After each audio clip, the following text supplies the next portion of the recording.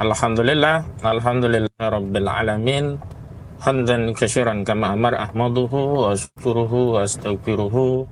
Asyhadu an la ilaha illallah wahdahu la syarika lah wa asyhadu anna Muhammadan abduhu wa rasuluhu la nabiyya ba'da wa rasulah. Allahumma shalli ala Muhammad wa ala ali Muhammad. Allahumma shalli alaihi. Subscriber Akad Channel rahmati Allah Subhanahu wa taala.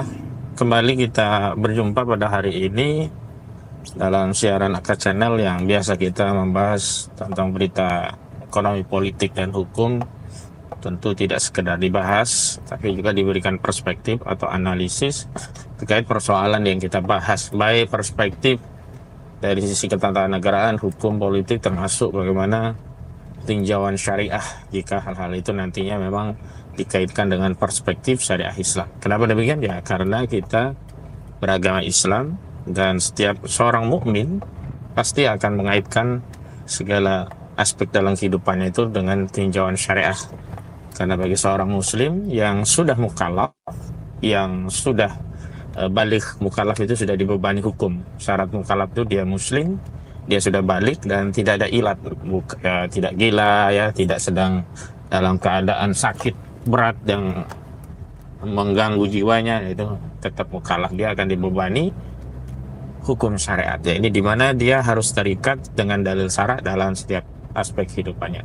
Nah, kita akan bahas tentang rencana pemindahan ibu kota negara yang pada Selasa yang lalu, begitu Presiden Joko Widodo saat diwawancarai di Bandara Halim Perdana Kusuma oleh sejumlah media menyatakan bahwa Juli ini pemerintah belum akan pindah ibu kota dari Jakarta ke Penajam Pasir Utara dan Kutai Kartanegara yang ada di Kalimantan Timur sehubungan dengan belum siapnya infrastruktur ibu kota negara Nusantara yang ada di lokasi Kalimantan Timur.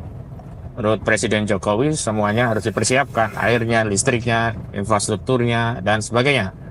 Tapi menurut Jokowi berdasarkan laporan dari Menteri PUPR selaku pejabat ya, pelaksana kepala otorita ibu kota negara Basuki Hadi Mulyono dikatakan bahwa semuanya belum siap, sehingga menurut Jokowi belum akan diterbitkan Kepres untuk pemindahan ibu kota ya, karena memang walaupun Undang-Undang Nomor 3 Tahun 2022 tentang IKN telah diteken, telah disahkan daerah khusus pusat bisnis aglomerasi, namun fungsi Jakarta tetap menjalankan fungsi ibu kota negara sampai Presiden mengeluarkan Kepres. Dan sejak Kepres itu diteken oleh Presiden tentang pemindahan ibu kota, itulah ya status de facto dan de jure ibu kota itu pindah ke lokasi yang baru. Ya. Namun menariknya pagi ini saya membaca media di Detik, ternyata Basuki Hadi Mulyono selaku Menteri PUPR Pekerjaan Umum dan Perumahan Rakyat sekaligus pejabat kepala otorita IKN menyatakan masih progres. Menurutnya dulu disampaikan bahwa pindah IKN akan dilaksanakan pada bulan Juli dan hari ini masih 10 Juli, jadi masih ada waktu lah. Kan dulu janjinya itu kira-kira pertengahan atau akhir Juli. Jadi menurut Hadi Mulyono masih ada kesempatan untuk mengejar progres pengerjaan proyek IKN sehingga nantinya pada saat jadwal sudah ditetapkan, yakni menurut Hadi Mulyono di akhir Juli atau pertengahan Juli itu benar-benar bisa dilaksanakan proses pindah ibu kota, termasuk pelaksanaan upacara 17 Agustus 1945, bukan 45 ya. Upacara 17 Agustus 1924 ini dilaksanakan di ibu kota negara yang baru. Menurut Hadi Mulyono, dia sudah mendapatkan laporan dari sejumlah pihak yang berkaitan dengan penyelenggaraan fasilitas dan sarana untuk ibu kota negara, baik terkait listrik, sudah koordinasi dengan PLN, air, dan sebagainya. Dikatakan bahwa laporan dari sejumlah pihak terkait itu akan memastikan bahwa nanti proyek itu benar-benar bisa difungsikan di jadwal yang telah ditetapkan. Artinya target atau jadwal pindah ibu kota negara pada Juli itu bisa dipenuhi, karena hari ini kan masih 10 Juli atau 11 Juli, artinya dia masih ada waktu lah. Tapi apakah kita akan percaya bahwa pemerintah akan bisa menuntaskan problem di IKN sehingga pembangunan IKN benar-benar bisa tuntas dan fungsi ibu kota negara itu benar-benar bisa dijalankan di ibu kota negara yang baru yang terletak di ibu kota di Kabupaten Kutai Kartanegara dan Penajam Pasar Utara, Kalimantan Timur? Nah, yang pertama kita coba rujuk hasil pemeriksaan BPK yang dari sana kita bisa atau akan mampu menakar sebenarnya apa yang disampaikan oleh Hadi Mulyono ini ya, Menteri PUPR itu satu ekspektasi atau harapan yang sifatnya realistis atau hanya metafora saja atau sekedar apologi saja atau bahkan hanya janji manis saja. Karena walaupun ini masih Juli ya, ini kan sudah 11 Juli bahkan pagi ini. Kalau 30 kan ya hanya tinggal 19 hari. Nah, kalau kekurangan progres itu hanya kurang misalkan masang saklar ya, ya itu kurang sehari pun bisa diselesaikan. Tapi kalau kekurangan dari progres pembangunan itu parah, ya mohon maaf kita bisa katakan ya sekarang yang mengedarkan PHP itu bukan Presiden Jokowi, jadi justru malah menterinya, yakni Menteri PUPR Hadi Mulyono. Mungkin saja Menteri PUPR itu merasa disentil ya, karena wawancara Presiden kepada media di lapangan Halim Perdana Kusuma beberapa hari lalu itu seolah-olah memang menampar kinerja Menteri PUPR yang tidak bisa menuntaskan progres pembangunan IKN sesuai dengan jadwal yang telah ditetapkan, sehingga rencana pelaksanaan upacara termasuk pindah ikan di bulan Juli ini menjadi batal gitu, bahkan ya bisa jadi nanti gitu. Nah, kita akan lihat apakah apa yang disampaikan oleh Hadi Mulyono itu satu harapan atau ekspektasi yang realistis atau sebenarnya ini hanya tambahan ya, apologi dari pemerintah untuk mencari dalih bahwa pada akhirnya nanti mereka tidak bisa pindah dan kemudian mereka akan mengatakan begini, kami sudah maksimum, sudah berusaha sungguh-sungguh di pertengahan Juli, kami sudah kejar progres yang kurang, kami sudah sudah dorong biar bisa maksimal, tapi pada akhirnya karena belum bisa terpenuhi sejumlah progres pembangunan dan ada khawatiran kalau dipaksakan nanti akan bermasalah, maka kami putuskan untuk kita tunda proses pemindahan. Nah, ujung-ujungnya begitu nanti. Oke, kita akan cek ya. Pertama, pisau analisis atau parameter kita untuk menguji apakah apa yang disampaikan oleh Hadi Mulyono itu realistis atau hanya ya apologi gitu ya. Kita lihat yang pertama dan saya sudah bahas ini dengan sejumlah teman-teman lawyer ya, rekan-rekan sejawat advokat juga pada para tokoh dan ulama. Dan kami sudah 2 kali mengadakan agenda terkait itu. Yang pertama agenda deklarasi tuntutan tokoh nasional dan para advokat untuk pembatalan proyek IKN ini.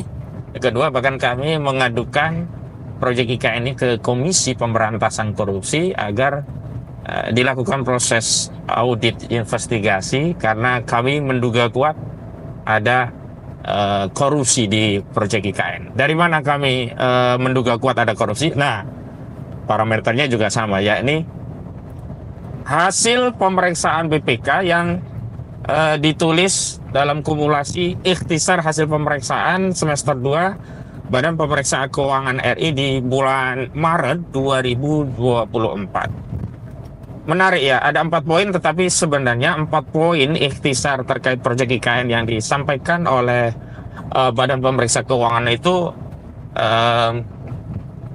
mengkonfirmasi buruknya 2 hal. Ini pertama, buruknya kinerja pembangunan proyek IKN.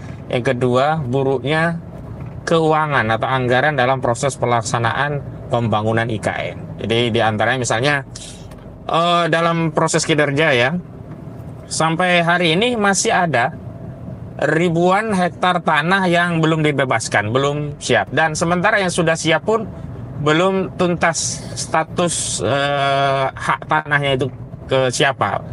Belum, misalkan dari pembebasan itu kan ada dari Giri misalkan ya, dari hak pakai, dari HGB dan sebagainya gitu ya. Ketika dia pindah wewenangnya ke pemerintah karena dibebaskan ya, itu kan harus diterbitkan kewenangan baru di atas tanah-tanah yang dibebaskan itu, yang kewenangan itu ada pada pemerintah, yakni HPL. Kalau pemerintah kan punyanya HPL, bukan HGB atau HPL, hak pengelolaan lahan. Nah ini banyak ya HPL yang belum diterbitkan. Nah sederhananya kalau HPL-nya belum diterbitkan, berarti kan nggak mungkin bisa membangun di atas lahan meskipun sudah dibebaskan. Kalau ada praktek, ya itu prakteknya kan, kita bicara normatifnya nggak bisa ya. HPL dulu, kemudian IMB, baru pembangunan. Kan tidak mungkin ada IMB tanpa jelas status kedudukan tanah itu haknya kepada siapa. Karena kalau sudah dibebaskan berarti hak itu berpindah kepada pemerintah ya, dan kemudian pemerintah harus menerbitkan dulu status hukum tanah yang dibebaskan tadi dengan HPL. Nah di atas HPL itulah baru dibangun sejumlah infrastruktur yang sudah ada IMB-nya. Tinggal nanti kalau di atas HPL itu ternyata ada lagi penguasaan oleh swasta, baru diterbitkan lagi HGB-nya dan seterusnya begitu ya. Ini masalah itu juga belum tuntas gitu loh. Lahan-lahan yang belum dibebaskan juga masih banyak juga gitu. Dan saya dengar kabar memang problem di sana masih banyak ya, tanah-tanah yang belum dibebaskan. Nah untuk pembangunan sendiri, material dan bahan untuk infrastruktur itu pertama di sana harganya tidak stabil. Jadi misalkan cari batu, kemudian semen, besi itu harganya tidak stabil. Nah harga yang tidak stabil ini punya potensi korupsi besar loh. Karena apa? Nanti harga bisa di-up semaunya dengan dalih sedang kosong, sehingga adanya ini ya terpaksa kita beli walaupun harganya mahal gitu. Padahal bisa jadi itu modus korupsi dengan menggelembungkan harga dari material dan bahan dalam proses pembangunan IKN gitu ya. Di situ juga dijelaskan ya masalah transportasi ya. Pengangkutan material dan bahan itu melalui kapal tongkang itu juga belum tersedia dengan baik. Bahkan yang sangat miris itu ya, bahan baku air itu saja debitnya tidak memadai untuk membuat beton, ngecor beton saja, airnya saja bermasalah. Lah ini bagaimana nanti infrastruktur air untuk sarana PAM ya, minum, makan, cuci dan seterusnya untuk melayani fungsi-fungsi sebuah ibu kota negara begitu. Jadi saya kira memang wajar kemudian kalau banyak pihak bahkan ya menyatakan proyek ini akan mangkrak karena bermasalah. Nah itu yang kemudian melatar belakang kami meminta untuk dilakukan audit investigasi terhadap proyek ini, dan kalau nanti disimpulkan ada proses penyalahgunaan wewenang atau perbuatan melawan hukum yang itu menimbulkan keuangan negara di mana ada yang diuntungkan baik individu, korporasi atau individu orang lain atau korporasi, nah, itu ya dihentikan seperti kasus proyek Hambalang lah ya. Karena Hambalang itu dikorup ya dihentikan. Memang konsekuensinya Hambalang itu jadi mangkrak, rugilah ya, mangkrak. Tapi kerugian Hambalang dihentikan itu jauh lebih kecil ketimbang Hambalang itu maksa dilanjutkan ya. Dan tanggung jawab melakukan perbuatan melawan hukum yang merugikan keuangan negara, dan itu berdampak pada menguntungkan diri sendiri, orang lain atau korporasi sebagaimana diatur dalam pasal 2 dan atau pasal 3 Undang-Undang Nomor 31 Tahun 1999 sebagaimana telah ada perubahan dengan Undang-Undang Nomor 20 Tahun 2001 tentang tipikor atau tindak pidana korupsi begitu. Nah, juga di dalam ikhtisar itu disebutkan juga kalau nanti infrastruktur itu jadi belum ada konsep serah terima. Kalau istilah dalam pembangunan kan ada berita acara serah terima pekerjaan ya. BSTP-nya nanti itu kewenangannya properti menjadi milik siapa gitu loh. Nggak mungkin dong KSU. Jangan-jangan KSU, kita nggak tahu ya. Atau bahkan nanti yang mentang-mentang yang bangun pihak swasta, nanti properti hasil bangunan tadi diklaim milik swasta, padahal di atas lahan tanah negara, di atas HPL gitu.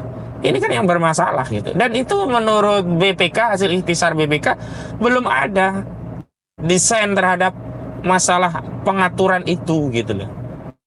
Nah yang paling penting tentu tadi ya, terkait proyek apakah nanti bisa pindah atau tidak. Kalau misalkan status itu kan masih nanti ya, properti milik saya. Yang penting kan bangun jadi dulu. Cuman karena masalah material dan bahan itu juga ketersediaannya bermasalah, harganya juga bermasalah, pengangkutan itu juga bermasalah. Jadi wajar kalau banyak pihak melihat ini nggak akan terkejar ya target di Juli ini. Tapi lagi-lagi ya kita lihat saja nanti apakah Basuki Hadi Mulyono selaku Menteri Pekerjaan Umum dan Perumahan Rakyat sekaligus merangkap sebagai pejabat sementara ya, pejabat penanggung jawab dari Kepala Badan Otoritas setelah Bambang Susantono mundur ya dari posisinya sebagai kepala IKN itu memang mampu merealisir janjinya bahwa setidaknya pertengahan atau paling lambat akhir Juli ini akan terjadi proses pindah ibu kota. Ya, sebagai masyarakat itu banyak juga yang berharap sebenarnya bisa jadi dan bisa segera pindah, karena berharap agar Presiden Jokowi segera menjauh dari Jakarta begitu, biar ngantor di IKN di sana begitu. Ya, sesuai kecenderungan rahmati Allah Subhanahu wa taala, saya kira ini memang akan.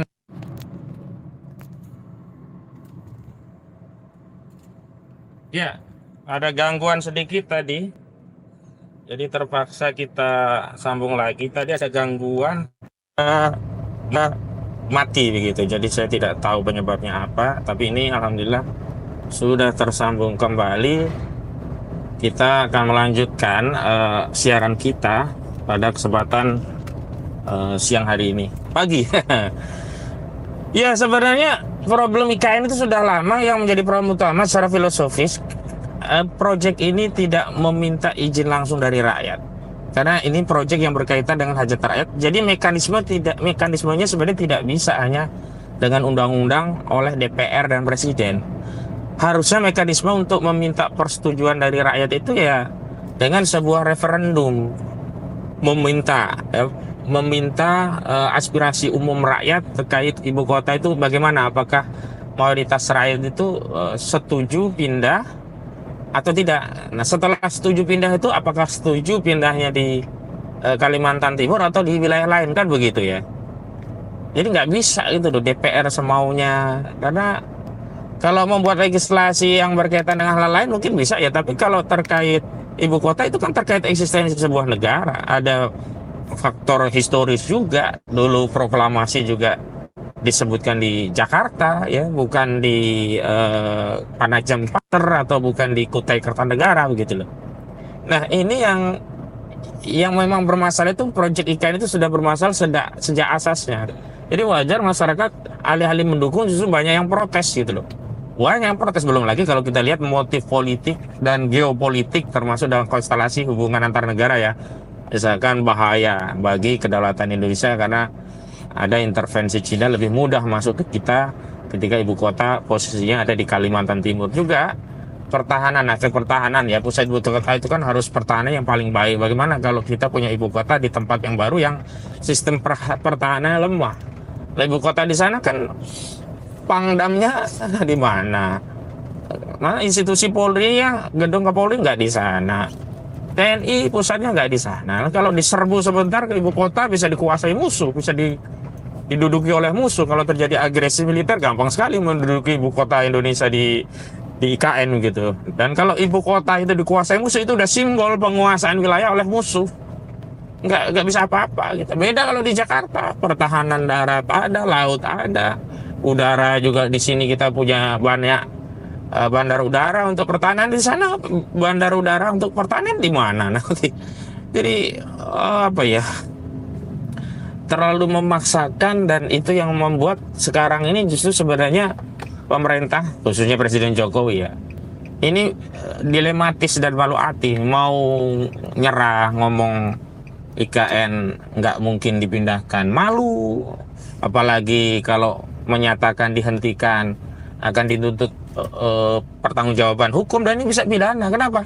Karena dia udah pakai anggaran negara, duit rakyat. Terakhir kan 20% dialokasikan, sekitar 90 triliun itu masuk ke proyek IKN. Nah, kalau itu duitnya duit anggaran negara dari APBN, duit itu dari pajak rakyat, maka pertanggungjawabannya publik bukan private. Nggak bisa kemudian dihentikan begitu saja, kemudian ya sudah IKN kita hentikan ya, yuk kita fokus pada proyek yang lain atau fokus pada programnya. Nggak bisa, karena itu pakai duit negara, maka harus diaudit dan akan dicek berapa kerugian keuangan negara.